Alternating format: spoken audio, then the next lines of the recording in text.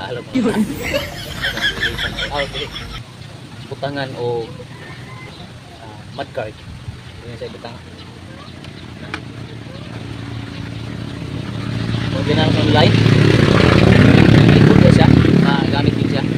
So, sing naganahan, pwede po mo nga pwede po mong sindan sa kuan link or sa kuan shop ani. Barato lang. Ano siya? Tawag niya siya og sa carbonize. Carbonize. Okay, carbon sticker. Sticker po. Kita, o kita. Tingnan nila.